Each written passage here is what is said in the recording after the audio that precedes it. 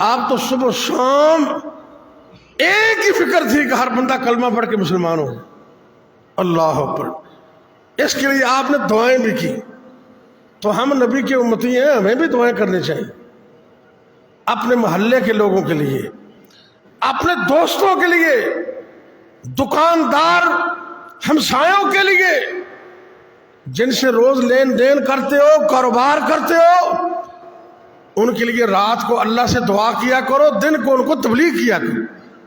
یار تم بھی نمازی بن جاؤ, تم بھی توحید پرست بن جاؤ, کیونکہ جو نبی امت کی اتنی فکر رکھتا ہے اس کی امت کو بھی امت کی فکر ہونی چاہیے. اور یہ بات ذہن میں رکھنا, تمہارے کہنے پر, تمہاری تبلیغ پر ایک بندہ بھی اگر اللہ کے حکم سے ہدایت پر آ گیا تو ساری زندگی تمہارے لیے صدقہ جاریہ بن جائے. ساری زندگی. ایک بندہ نمازی بن گیا, جتنی نمازیں وہ پڑھے گا اتنا ثواب اللہ تمہیں بھی دیتا ہے.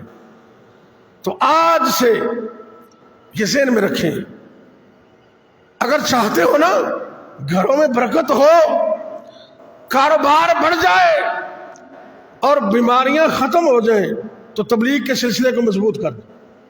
تاریخ اس بات کی گواہ ہے. کل ہی میں ایک آرٹیکل دیکھ رہا تھا کل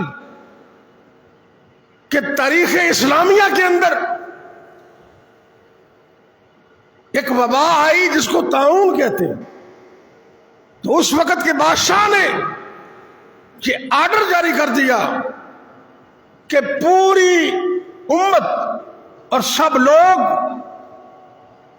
اللہ سے خود بھی معافی مانگے اور امر بالمعروف اور نہی عن المنکر کا کام شروع کر دیں.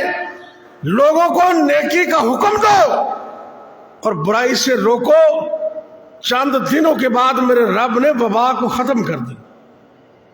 تو تبلیغ کرنے سے وبائیں ختم ہوتی ہیں اور لوگوں کو تبلیغ کرنے اور ان کی فکر سے اللہ دعائیں بھی قبول کرتا ہے.